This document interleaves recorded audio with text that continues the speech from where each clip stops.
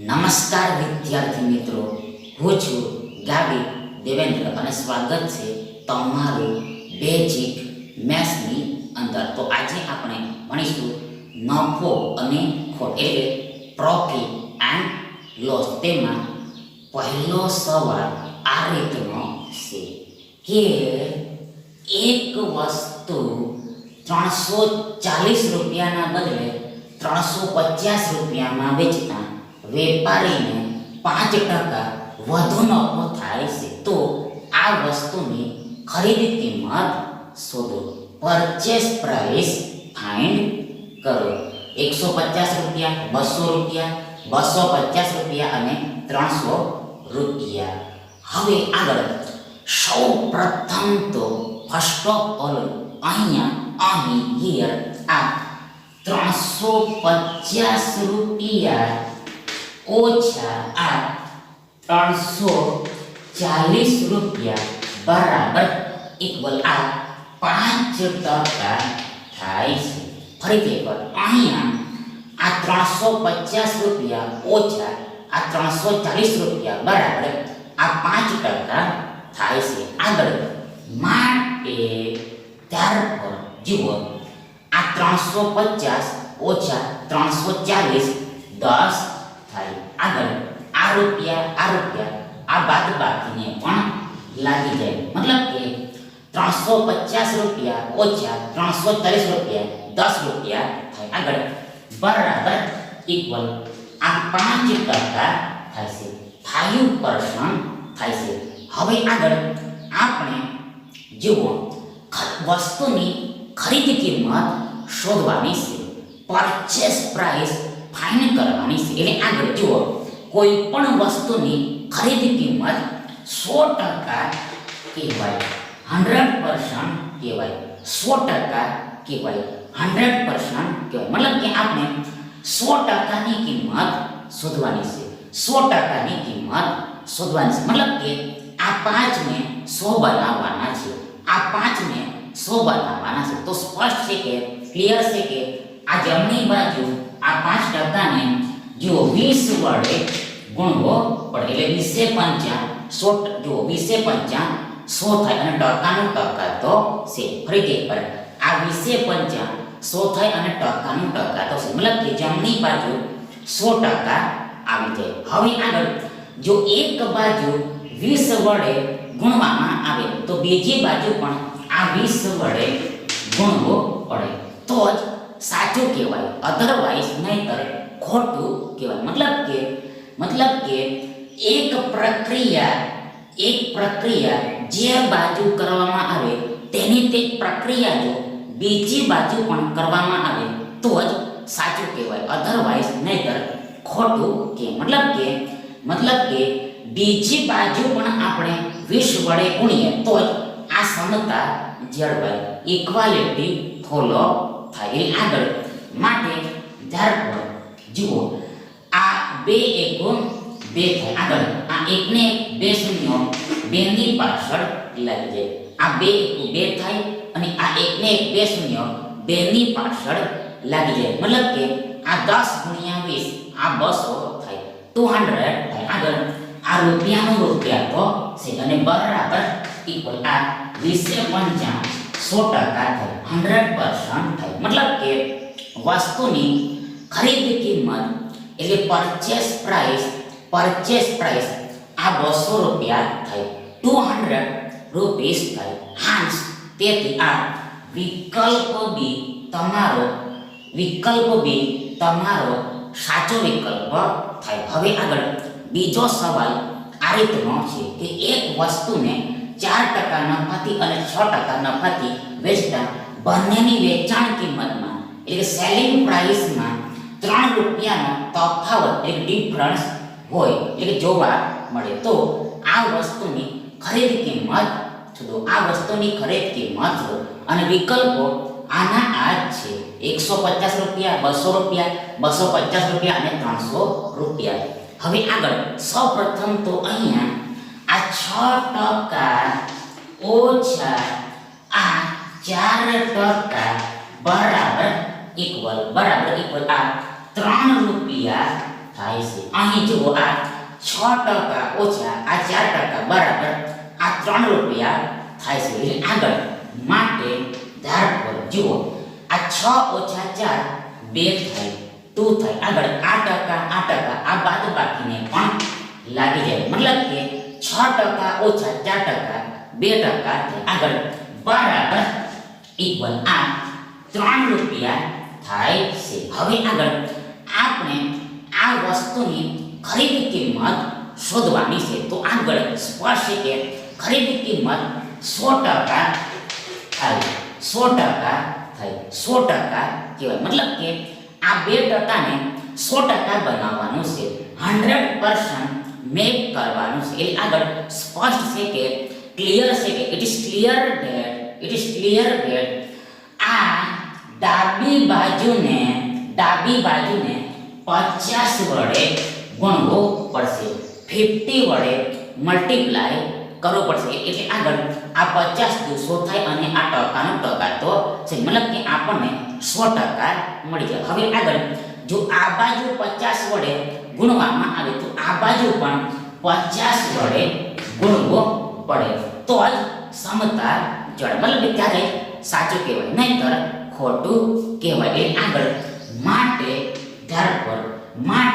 ધ્યારપર જુઓ આ બાજુ આ 50 દુ 100% થાય. આ 50 દુ 100% થાય. આગળ આ બાજુ જુઓ આ 50 તારી 150 થાય. 150 થાય અને આ રૂપિયાનો રૂપિયા તો છે. મતલબ કે 100% બરાબર 150 રૂપિયા થાય. 150 રૂપિયા. મતલબ કે આ વસ્તુની ખરીદ કિંમત એટલે પરચેસ પ્રાઇસ આ 150 રૂપિયા થાય. 150 રૂપિયા થાય. હાન્સ તેથી આ વિકલ્પો એ તમારો સાચો વિકલ્પ થાય. આગળ ત્રીજો સવાલ આ રીતનો છે કે જો ખરીદ કિંમત અને વેચાણ કિંમતનો ગુણોત્તર એટલે રેશિયો 4:5 એટલે 4:5 હોય તો નફાની ટકાવારી શોધો. નફાની ટકાવારી શોધો. 10%, 25%, 20% અને 30%.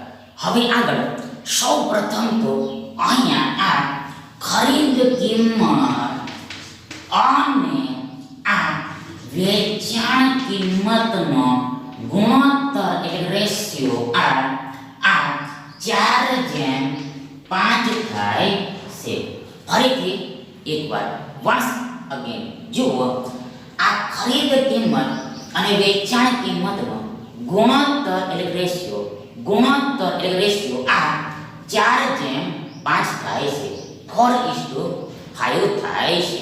મતલબ કે મીન્સ કે જો ખરીદ કિંમત 4 રૂપિયા હોય તો વેચાણ કિંમત 5 રૂપિયા થાય. આગળ જો ખરીદ કિંમત 4 દુ 8 રૂપિયા હોય તો વેચાણ કિંમત 5 દુ 10 રૂપિયા થાય. આગળ આ જ પ્રમાણે જો ખરીદ કિંમત 4 તારીખ 12 રૂપિયા હોય તો આ વેચાણ કિંમત 5 તારીખ 15 રૂપિયા થાય. આ રીતે તમે અનંત સુધી સમજી શકો, મતલબ કે અનંત સુધી જઈ શકો.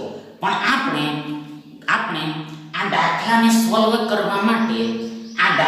સોલ્વ કરવા માટે સિમ્પલ સરળ ઈઝી પહેલાને લઈ લેવાનું હોય છે. પહેલાને ઉચકી લેવાનું હોય છે. મતલબ કે આ ખરીદ કિંમત 4 રૂપિયા લઈ લેવાની છે.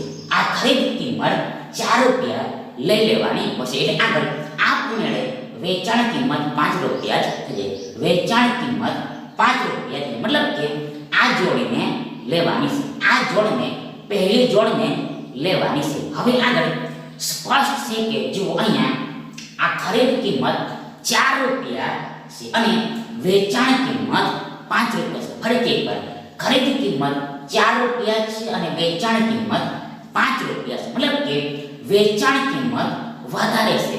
હેન્સ તેથી નફો થાય, પ્રોફિટ થાય. તો જુઓ કેટલા રૂપિયાનો નફો થાય તો જુઓ સ્પષ્ટ છે કે આ 5 રૂપિયા ઓછા 4 રૂપિયા જેટલો નફો થાય.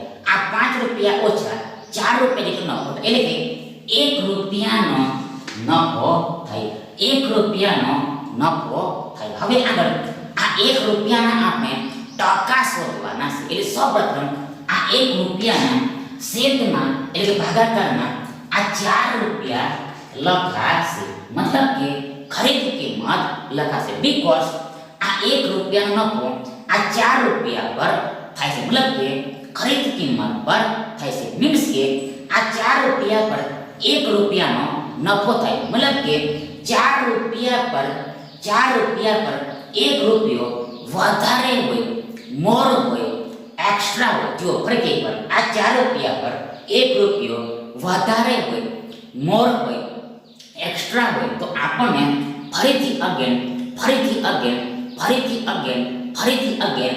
આ 5 રૂપિયા મળી જાય, એટલે વેચાણ કિંમત મળી જાય, સેલિંગ પ્રાઇસ મળી જાય. મતલબ કે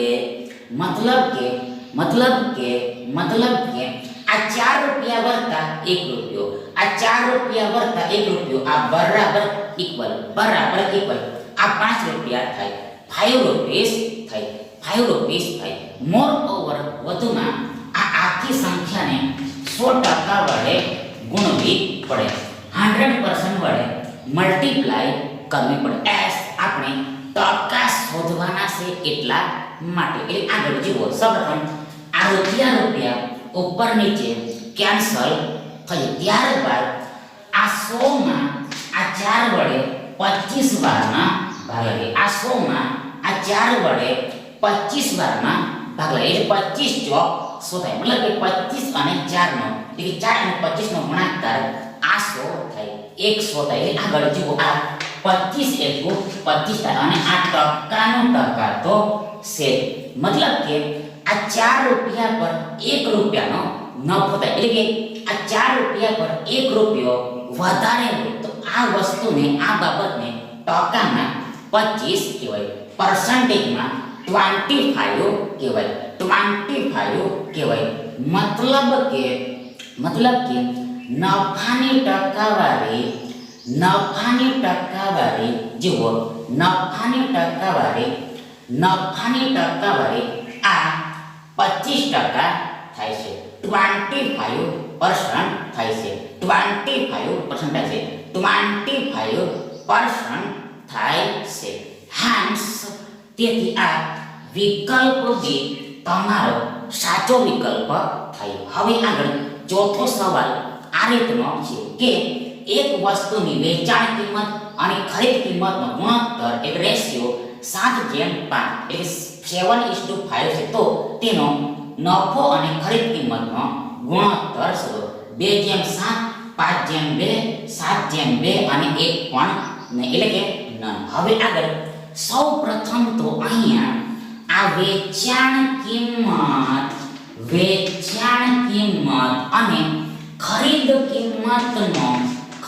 કિંમતનો ગુણોત્તર એટલે રેશિયો આ 7:5 થાય છે. ફરીથી એકવાર જુઓ, સૌપ્રથમ આ વસ્તુની વેચાણ કિંમત અને ખરીદ કિંમતનો આ ગુણોત્તર એટલે રેશિયો આ 7:5 થાય છે, 7:5 થાય છે, 7 ગુણોત્તર 5 થાય છે. મતલબ કે વેચાણ કિંમત જેમ ખરીદ કિંમત બરાબર ઇક્વલ 7:5 થાય છે. મતલબ કે જો વેચાણ કિંમત 7 રૂપિયા હોય તો ખરીદ કિંમત 5 રૂપિયા થાય. આગળ જો વેચાણ કિંમત 7 દુ 14 રૂપિયા હોય તો ખરીદ કિંમત 5 દુ 10 રૂપિયા થાય. આગળ જો વેચાણ કિંમત 7 તારીખ 21 રૂપિયા હોય તો આ ખરીદ કિંમત 5 તારીખ 15 રૂપિયા થાય. આ જ પ્રમાણે તમે અનંત સુધી જઈ શકો, અનંત સુધી જઈ શકો, મતલબ કે અનંત રીતે તમે સમજી શકો. પણ આ દાખલાને ગણવા માટે સ્પષ્ટ છે કે આપણે ઇઝી જ લેવું પડે, સરળ જ લેવું પડે. મતલબ કે આ પહેલી જોડને લઈ લેવાની હોય છે, મતલબ કે વેચાણ કિંમત 7 રૂપિયા લઈ લેવાની હોય છે. એટલે સ્પષ્ટ છે કે ખરીદ કિંમત 5 રૂપિયા થાય, ખરીદ કિંમત 5 રૂપિયા થાય. એટલે આગળ જુઓ, અહીંયા વેચાણ કિંમત 7 રૂપિયા છે અને ખરીદ કિંમત 5 રૂપિયા છે. ફરીથી એકવાર જુઓ, ખરીદ કિંમત 5 રૂપિયા છે જ્યારે વેચાણ કિંમત 7 રૂપિયા છે. મતલબ કે વેચાણ કિંમત વધારે છે એટલે સ્પષ્ટ છે કે નફો થાય, પ્રોફિટ થાય. અને નફો કેટલા રૂપિયાનો થશે તો જુઓ, નફો આ 7 રૂપિયા ઓછા 5 રૂપિયા બરાબર થાય એટલે કે 2 રૂપિયાનો નફો થાય. 2 રૂપિયાનો નફો થાય. 2 રૂપિયાનો નફો થાય.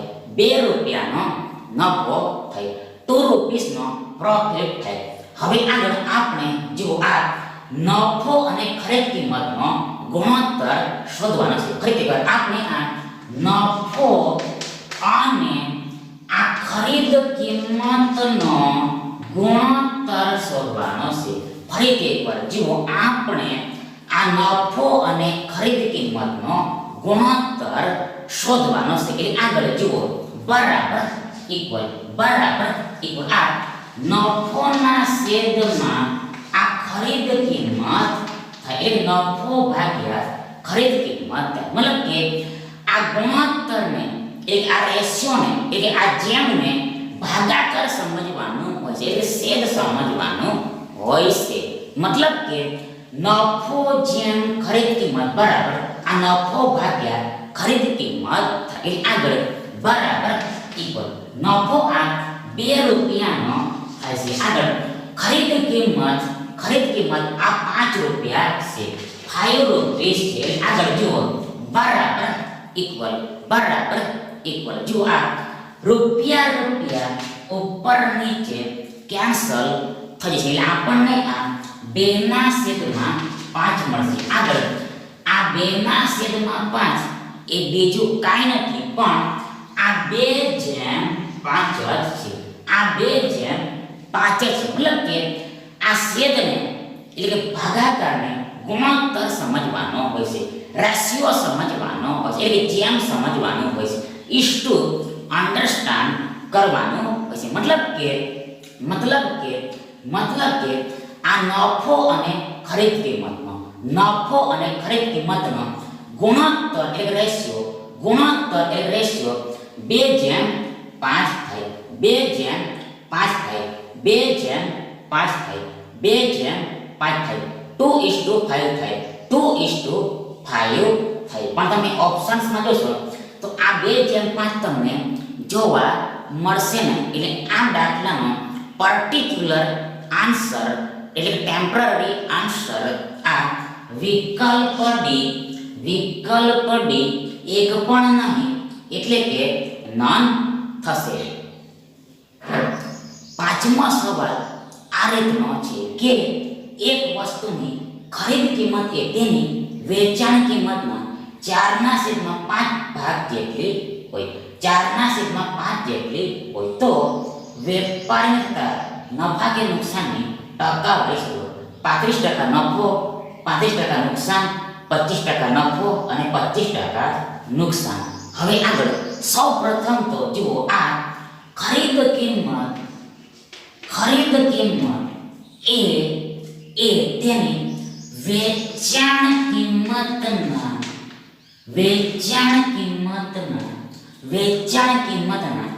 4/5 ભાગ જેટલી થાય છે. ફરીથી એકવાર, આ વસ્તુની ખરીદ કિંમત એ તેની વેચાણ કિંમતના 4/5 જેટલી થાય છે. મતલબ કે 4/5 ભાગ જેટલી થાય છે. આગળ માટે ધ્યાન જુઓ, આ ખરીદ કિંમત બરાબર ઇક્વલ આ વેચાણ કિંમત ગુણ્યા 4/5 થશે. ખરીદ કિંમત બરાબર આ વેચાણ કિંમત ગુણ્યા આ 4/5 થશે. મતલબ કે મીન્સ કે નાને ગુણ્યા સમજવાનું હોય છે. નાને ગુણ્યા સમજવાનું હોય છે. એટલે આગળ માટે ધ્યાન જો આ ખરીદ કિંમત ના છેદમાં આ વેચાણ કિંમત બરાબર ઇક્વલ આ 4/5 થાય. ફરીથી એકવાર આ ખરીદ કિંમત ના છેદમાં આ વેચાણ કિંમત બરાબર આ 4 ના છેદમાં 5 થાય. મતલબ કે આ ગુણ્યા વેચાણ કિંમત, આ ગુણ્યા વેચાણ કિંમત આ બાજુ આવે તો ભાગમાં વેચાણ કિંમત છે, છેદમાં વેચાણ કિંમત છે. મતલબ કે ચિહ્ન બદલાઈ જાય, એટલે કે આ ગુણ્યાનું ભાગ્યા છે એટલે ગુણ્યાનું છેદ થઈ જાય. મતલબ કે ભાગાકારને છેદ કહેવામાં આવે છે, ભાગાકારને છેદ કહેવામાં આવે છે. એટલે આગળ શું થાય, આગળ શું થાય તો જુઓ, આગળ આ સમીકરણ એટલે ઇક્વેશન, આ સમીકરણ એટલે ઇક્વેશનનો અર્થ એટલે કે મીનિંગ એ થાય કે જો ખરીદ કિંમત 4 રૂપિયા હોય, ખરીદ કિંમત 4 રૂપિયા હોય તો વેચાણ કિંમત આ 5 રૂપિયા. આગળ આ પ્રમાણે જો ખરીદ કિંમત 4 દુ 8 રૂપિયા હોય તો આ વેચાણ કિંમત 5 દુ 10 રૂપિયા હોય. આગળ આ પ્રમાણે જો ખરીદ કિંમત 4 તારીખ 12 રૂપિયા હોય તો આ વેચાણ કિંમત 5 તારીખ 15 રૂપિયા થાય. એટલે આ રીતે તમે અનંત સુધી જઈ શકો. પણ આપણે આ દાખલાને સોલ્વ કરવા માટે સિમ્પલ આ પહેલી ખરીદ કિંમતને લઈ લેવાની હોય છે. એટલે આગળ આપમેળે ઓટોમેટિક આ વેચાણ કિંમત 5 રૂપિયા જે 5 રૂપીસ થઈ જાય. મતલબ કે આ જોડને લઈ લેવાની છે, પહેલી જોડને લઈ લેવાની છે. બાકી તો તમે કોઈ પણ જોડથી આ દાખલાને સોલ્વ કરી શકો. અનંત જોડમાંથી કોઈ પણ જોડને લઈને તમે આ દાખલાને સોલ્વ કરી શકો. પણ ગણતરી સરળ પડે એના માટે પહેલાને લઈ લેવાનું હોય છે. એટલે આગળ જો અહીંયા ખરીદ કિંમત આ 4 રૂપિયા છે અને વેચાણ કિંમત 5 રૂપિયા છે તો સ્પષ્ટ છે કે અહીંયા આ વેચાણ કિંમત વધુ હોવાથી નફો થાય, પ્રોફિટ થાય, ગેઇન થાય. અને કેટલા રૂપિયાનો નફો થાય તો જુઓ, તે પણ સ્પષ્ટ છે કે ક્લિયર છે કે આ 5 રૂપિયા ઓછા 4 રૂપિયા જેટલો નફો થાય. આગળ આ 5 રૂપિયા ઓછા 4 રૂપિયા બરાબર ઇક્વલ 1 રૂપિયો થાય, 1 રૂપી થાય, 1 રૂપી થાય. મતલબ કે 1 રૂપિયાનો નફો થાય. આગળ આ 1 રૂપિયાના આપણે ટકા શોધવાના છે. એ સૌપ્રથમ આ 1 રૂપિયાના છેદમાં એટલે કે ભાગાકારમાં એટલે કે ડિનોમિનેટરમાં એટલે કે ડિવિઝનમાં આ 4 રૂપિયા લખાય, 4 રૂપિયા લખાય, 4 રૂપિયા એટલે ખરીદ કિંમત લખાય, પરચેસ પ્રાઇસ લખાય. બીકોઝ આ 1 રૂપિયાનો નફો આ 4 રૂપિયા પર એટલે ખરીદ કિંમત પર થાય છે. મતલબ કે આ 4 રૂપિયા પર 1 રૂપિયાનો નફો થાય. મતલબ કે 4 રૂપિયા પર 1 રૂપિયો વધારે હોય, મોર હોય, એક્સ્ટ્રા હોય તો આપણને ફરીથી અગેન આ 5 રૂપિયા મળી જાય, એક સેલિંગ પ્રાઇસ મળી જાય. મતલબ કે આ 4 રૂપિયા વત્તા 1 રૂપિયો બરાબર ઇક્વલ આ 5 રૂપિયા થઈ જાય. મોર ઓવર વધુમાં આ આખી સંખ્યાને 100% વડે મલ્ટીપ્લાય કરવી પડે. એસ આપણે ટકા શોધવાના છે એટલા માટે. એટલે આગળ બરાબર ઇક્વલ શું થશે તો જુઓ, સૌથી પહેલા આ રૂપિયા ઉપર નીચે કેન્સલ થઈ જશે. આગળ જુઓ, આગળ આ 100 ને આ 4 વડે 25 વખતમાં ભાગ લાગે એટલે 25 ચોક 100 થાય. મતલબ કે 25 અને 4 નો એટલે 4 અને 25 નો ગુણાકાર આ 100 થાય. મતલબ કે આ 100 ના છેદમાં 4 એટલે કે 100 ભાગ્યા 4 આ 25 થાય, 25 થાય. આગળ આ 25 એગો 25 થાય અને ટકા તો છે. મતલબ કે આ 4 રૂપિયા પર 1 રૂપિયાનો નફો થાય. મતલબ કે 4 રૂપિયા પર 1 રૂપિયો વધારે હોય તો આ મેટરને આ થિંગને પર્સન્ટેજમાં 25 કહેવાય. મતલબ કે નફાની ટકાવારી 25 થાય, નફાની ટકાવારી 25 થાય. મતલબ કે 25% નફો થાય. તેથી આ વિકલ્પ સી તમારો સાચો વિકલ્પ થાય. Thank you.